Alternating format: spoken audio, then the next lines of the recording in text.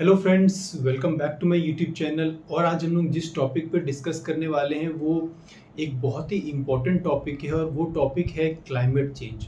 इसके पहले कि मैं इस टॉपिक पे डिस्कस करूं, मैं आपको बोलना चाहता हूं, अगर आपको इस टॉपिक से रिलेटेड जानकारी चाहिए या अगर आपको इंटरेस्ट है तो ही आप वीडियो को आगे देखना, वरना आप जहां बैठे हैं वहां से घूम जाइए और घूम के फिर आप अपना इंस्टाग्राम रील्स पे जाइए और फिर कार्टून देखिए। तो आपके लिए ये वीडियो नहीं है। अगर आपको लगता है कि आप वॉच करके वीडियो के वर्ड्स को पकड़ के अगर आप कुछ मजाक उड़ाना चाहते हैं किसी का, तो फिर आप इस वीडियो को कृपा करके ना देखिए। तो ये मैसेज मेरे हेटर्स के लिए है खाली, मेरे फ्रेंड्स के लिए नहीं है। तो let's proceed with our topic. तो आज का जो टॉपिक है वो है क्लाइमेट चेंज। तो क्लाइमेट चेंज क्यों होता है? तो हम सब ने स्कूल में पढ़ा है कि क्लाइमेट चेंज का जो मेजर रीज़न होता है वो होता है green house effect. Climate change का रीज़न होता है ग्रीन हाउस इफेक्ट। अब ग्रीन हाउस इफेक्ट कैसे होता है वो समझते हैं।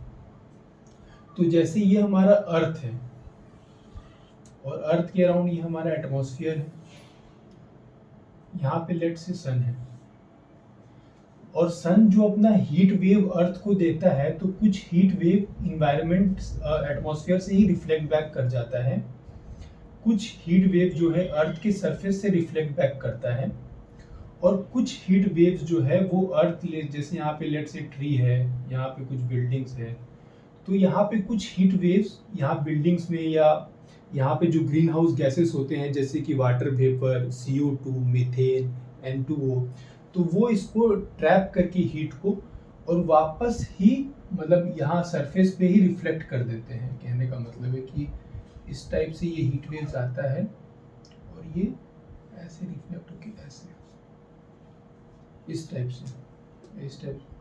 टाइप से कुछ फिनोमिना होता है। तो अभी ये जो ग्रीन हाउस इफेक्ट है वो इम्पोर्टेंट क्यों है? तो अगर हम लोग ग्रीन हाउस ना हो तो अर्थ का जो टेम्परेचर है वो 0 डिग्री फ़ारेनहाइट या -18 डिग्री रहेगा, तो अर्थ पे लाइफ पॉसिबल नहीं हो पाएगा। ग्रीन हाउस की वजह से ही अर्थ का जो टेम्परेचर है वो 59 डिग्री फ़ारेनहाइट या 15 डिग्री सेंटीग्रेड रहता है। अर्थ का मतलब ऑन एन एवरेज टेम्परेचर हर जगह प्लेस टू प्लेस वेरी करता है। तो ग्रीन हाउस इफेक्ट की वजह से ही जो है अर्थ पर टेम्परेचर पॉसिबल है। लेकिन अगर आपका green house effect, green house gases जो है वो ज़्यादा हो जाएगा तो फिर क्या है, वो फिर जो अर्थ का टेम्परेचर है वो बढ़ेगा और आइसबर्ग्स पिघलेगा, कहीं पे ड्राउट होगा, कहीं पे फ्लड्स आएगा, कहीं पे हीट वेव्स आएगा, जैसे कि अभी हम दिल्ली में देख रहे हैं वो सीवियर हीट वेव्स है। कहीं पे बोला जा रहा है कि 50 डिग्री टेम्परेचर क्रॉस कर गया एक जगह, मतलब बोला गया है कि इस ईयर 52.9 डिग्री भी एक जगह मेजर किया गया है। तो ये क्या रीज़न है कि ईयर ऑन ईयर ऐसे जो हीट वेव्स है वो अर्बन एरियाज में बढ़ते ही जा रहा है as compared to rural areas. तो हम लोग एक बात समझते हैं, जो दिल्ली का हीट वेव का कारण है वो है अर्बन हीट लैंड आइलैंड। मतलब ग्रीन हाउस इफेक्ट की वजह से तो इन जनरल पूरे वर्ल्ड में ही टेम्परेचर बढ़ता है, लेकिन जो पर्टिकुलर अर्बन एरियाज में जो हीट बढ़ता है उसका कारण होता है अर्बन हीट लैंड आइलैंड।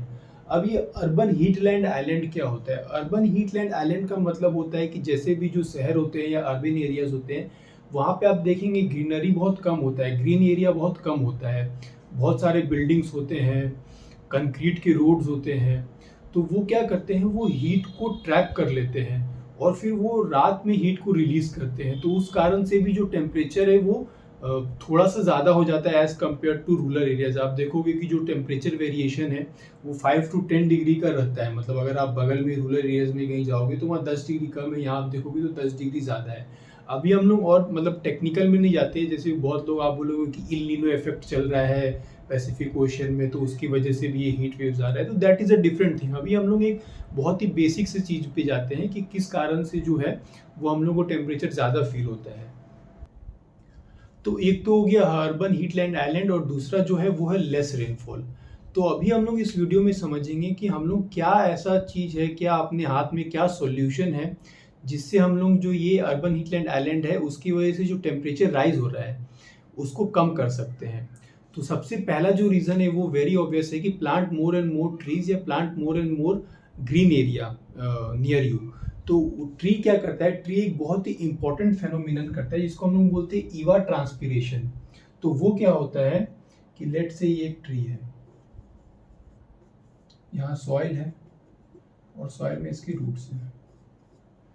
तो ये जो ग्राउंड वाटर होता है उस वाटर को एब्जॉर्ब करके अपने लीव्स के थ्रू वो इवापोरेट करता है वो वाटर को। तो एटमॉस्फेयर में जो है वो वाटर आता है, तो उसकी वजह से वो वाटर प्रेसिपिटेट होता है in the form of rain. या एटमॉस्फेयर में जब वाटर आता है तो ऐसे भी इन जनरल भी उसकी वजह से कूलिंग इफेक्ट होता है, तो उसकी वजह से जो है वो अर्बन हीटलैंड आइलैंड थोड़ा सा कम हो जाता है। दूसरा जो रीज़न है, दूसरा जो हम लोग कर सकते हैं वो है सोलर एनर्जी या सोलर पैनल्स इन रूफटॉप्स या इन बिल्डिंग्स। तो उससे क्या होगा कि सोलर पैनल जब हम लोग लगाएंगे तो उससे दो बेनिफिट है। एक तो आपके जो है वो जो सरफेस का जो टेम्परेचर है वो कम हो जाएगा due to shadow of the solar panels, और दूसरा जो है वो जो हीट है वो सोलर पैनल्स उस हीट को एब्जॉर्ब करके इलेक्ट्रिसिटी बना देगा।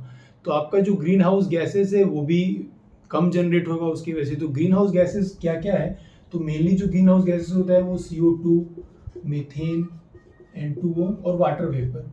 तो जो मेन जो मीथेन है जो कि फॉसिल फ्यूल से आता है वो कम एटमॉस्फेयर में आएगा अगर आप रिन्यूएबल एनर्जी का यूज़ कर रहे हैं तो अगर वो मीथेन कम एटमॉस्फेयर में आएगा तो ऑब्वियसली आपका जो है वो टेम्परेचर का कूल डाउन हो जाएगा, मतलब वो ग्रीन हाउस वो हीट को ट्रैप कम करेगा। वाटर वेपर का जो ग्रीन हाउस इफेक्ट होता है वो टेम्परेरी होता है। टेम्परेरी इसलिए होता है क्योंकि वो जो है वो प्रेसिपिटेट कर जाता है in the form of rain, लेकिन जो मीथेन वगैरह है वो काफ़ी दिनों तक वो ग्रीन हाउस इफेक्ट में कंट्रीब्यूट करता है अपना।